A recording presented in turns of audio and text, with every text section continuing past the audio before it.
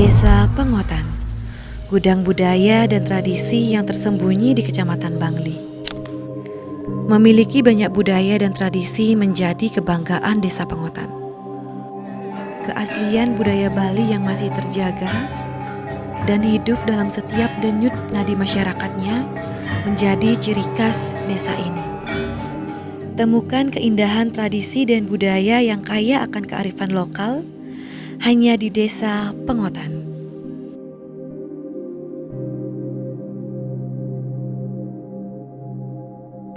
Om Swastiastu.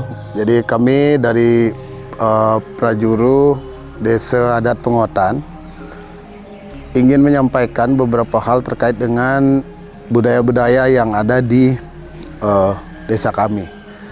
Jadi pertama kita ada yang namanya Pakertan Desa. Jadi Pakertan Desa itu adalah sejenis siklus upacara yang disesuaikan berdasarkan sasih yang ada 12 sasih itu. Nah, jadi dimulai dari sasih Kase Karo. Nah, Kase Karo ini di mana ada sebuah tradisi Ngusa Bedangsil. Nah, Ngusa Bedangsil ini adalah sebuah karya terbesar yang ada di tradisi Pengotan. Nah, di mana dari baktinya yaitu Banten yang dibuat itu adalah berupa dangsil yang tunggu, kemudian ada tegan-teganan. Nah, kemudian segala sesuatu termasuk tari sakral, baris gede, semuanya dipentaskan secara full. Nah, tidak ada pemotongan. Nah, kemudian juga Krama menyambut ini adalah sebagai awal juga pelaksanaan mulai menanam padi gage. Nah, disinilah biasanya ciri khasnya adalah udah mulai masuk musim dingin. Nah, kemudian setelah itu kami juga ada upacara berikutnya, yaitu biasanya setelah sasi Kase Karo ketiganya tidak ada, kemudian kapat. Nah, Purnama kapat kami adalah odalan Nida Betara Meprelingga, tapi kulo Nida Betara Meprelingga dua barong. Nah, setelah itu baru kita akan ada juga yang namanya tradisi nikah masal. Nah, karena menurut Hindu, jadi sasi kapat itu memang baik untuk pernikahan. Nah, lalu kenapa ada nikah masal? Nah, karena nikah masal ini kenapa bisa masal? Karena pelaksanaan nikah itu adalah di Mekalakalan dan upacaranya itu ada di pura. Sehingga karena kita ada satu pura, jadi pelaksanaannya masal. Dan karena ini diumumkan sekali oleh desa adat bahwa di desa ini silakan yang mau nikah, jadi silakan mendaftarkan diri. Nah, itulah menyebabkan masal pelaksanaannya, karena juga menggunakan sapi sebagai sarana upakara yang dinamakan, yang dicari adalah balung madannya yang akan munggah. Nah, sebagai pelengkap upacara nikah masal. Nah, setelah di kapat dan kelima ini, di mana ada odalan, juga ada nikah masal setelah itu, atau sebelumnya nikah masal, kemudian baru odalan purnama kapat. Tapi purnama kapat ini bisa dilaksanakan juga di purnama kelima. Setelah itu barulah ada berikutnya ada yang namanya odalan keenam. Nah, odalan keenam ini dilaksanakan pada purnama keenam. Ini disebut dengan, ada tradisi unik di sana, yaitu baris babuang yang dilaksanakan oleh Seketruna, dan di sini adalah sebagai upacara paling unik. Jadi tidak ada gong tamburan yang berupa gong kebiar, tapi menggunakan cungklik dan juga pinara pitu. Nah, itu biasanya ini ada tradisi munggah tedun tradisi peduluan. Jadi proses peduluan ini di mana lulu apad ini di sini. Jadi ada yang namanya lulu apad. Nah, kemudian setelah ada proses lulu apad, nah kemudian barulah ada yang unik, yaitu perang papah. Nah, perang papah ini penarinya ini adalah mirip seperti perang pandan yang ada di Tenganan, tapi yang di sini adalah perang papah menggunakan pelepah pisang. Nah, ini biasanya yang perang benar-benaran ini adalah Seketruna habis menarikan tarian, kemudian baru mereka langsung pada saat sudah habis disurak namanya utawi ada bisama, Setelah itu terjadilah saling pukul ya dengan menggunakan pelepah pisang. Nah itu bisa dilihat di YouTube. Jadi di YouTube kami udah ada beberapa yang memposting. Nah kemudian setelah purnama ke-6 barulah kita ada kepitu. Nah di sini ada istilah juga karya ngepitu. Kalau di sini ngepitu sih tidak terlalu gini, tapi berikutnya di sasih kolu sama kesange ini adalah ngaben masal. Nah, ngaben masal di sini adalah salah satu juga keunikan yang dimiliki oleh desa kami. Di mana karena di sini baik upacara pernikahan ataupun upacara pengabenan, keterlibatan jero dulu yang 40 orang ini, desa adat sebagai pelaksananya ini betul-betul terlibat. Jadi sebagai pelaksana. Makanya pada saat pelaksanaan ngaben masal itu tempatnya dipusatkan. Dengan dipusatkan itu pelaksananya juga tunggal pasti mendaftar juga. Tidak ada bedanya sama nikah masal. Jadi adalah yang namanya ngaben masal. Tapi ngaben masal karena ini adalah tidak seperti di desa lain karena kami adalah Baliage. Jadi ini adalah istilahnya pakai simbol. Jadi pakai ilalang yang kemudian dikembalikan lagi ditanam di kuburan. Tetapi yang uniknya adalah tempat ngabennya ini terpusat dia. Jadi udah disediakan oleh desa, ada suatu karang namanya Karang Asri. Di sana setiap pengabenan dilaksanakan terpusat di sana. Nah, setelah upacara pengabenan ini, nah barulah kita yang berikutnya ketemu dengan sasi kedase. Nah, kita akan melaksanakan upacara yang namanya purnama kedase, yaitu odalan Ida Betara tabe pekulun sane melinggih ring pura kawan. Nah kemudian karena pura kawan ini kan sebenarnya tempat penyimpanan daripada prasasti.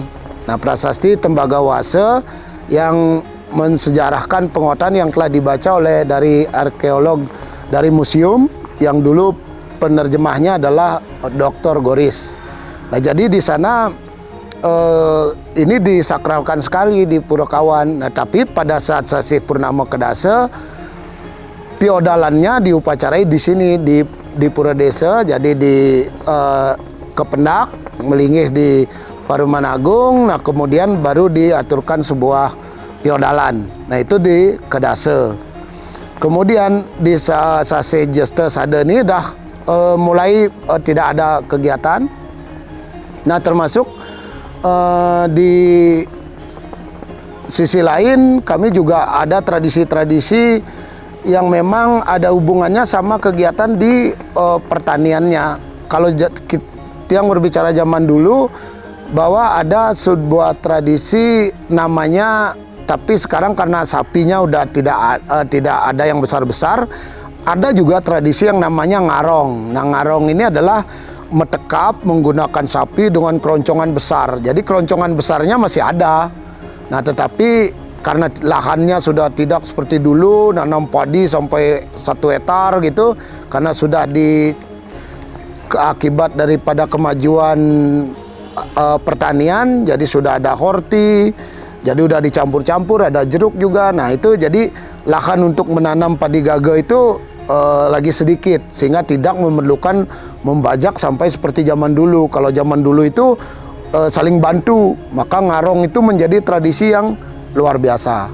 Nah mungkin itu sekilas tentang adat dan tradisi yang ada di Desa Pengotan. Dan juga perlu kami sampaikan bahwa kami memiliki 9 baris pemuput wali. Nah dari Seketruna Bunga yang namanya baris Jangkang Jojor.